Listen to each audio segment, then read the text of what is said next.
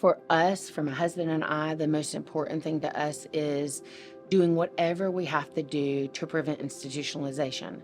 It is a genuine concern. And like as most special needs parents will say, what is your greatest concern for the future? And it's what's going to happen after I'm gone to my child. The main reason I decided to become employer of record is ultimately to avoid institutionalization for my children. Their needs are so severe and so great that is a reality for them.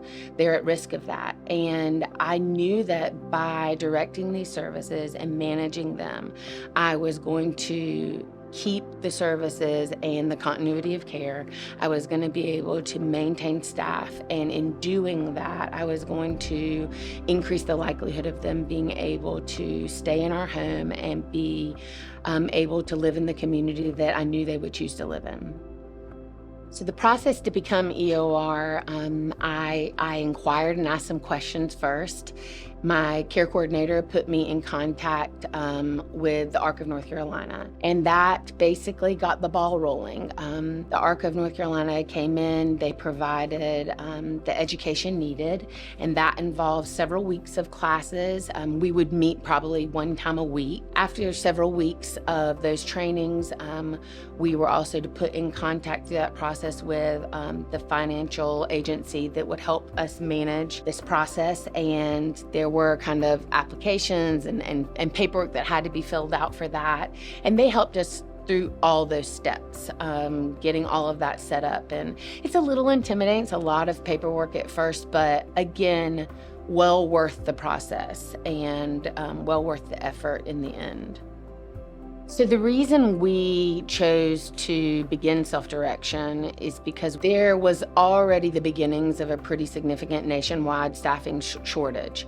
And I was having a lot of employee turnover. The people that were providing the supports for my boys, I've just had a lot of them in and out of the home, and it was very difficult to maintain staff. There is no knock on this at all, but it is a disconcerting thing to kind of just have to get on the internet, search for staff members, people that maybe you've never met before, and sometimes that's necessary.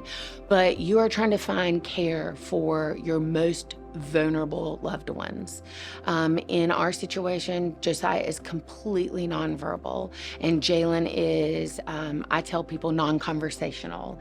He has zero interest in really carrying on a conversation. He is very limited in his interests, and it takes a lot of effort.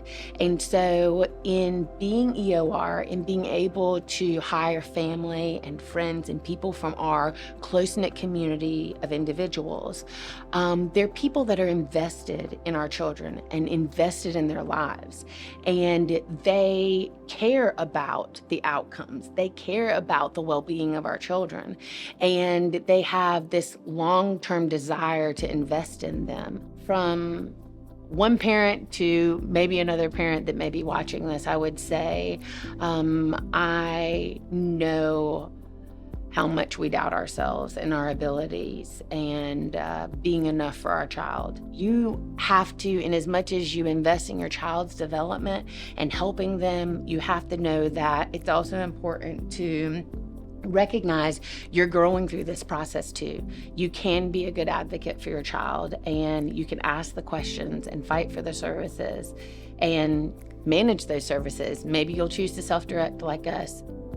First of all, the ARC of North Carolina has been, always present. They're kind of a phone call, a text away. And I've really felt from them the gift of advocacy. It is our responsibility as parents to advocate for our children, but they genuinely are willing to come alongside you, listen to your wants, listen to the needs that your child have, and come alongside and execute requesting for those services and backing you up when those needs are clear and evident to them. And that's huge to have somebody willing to come alongside you and do that.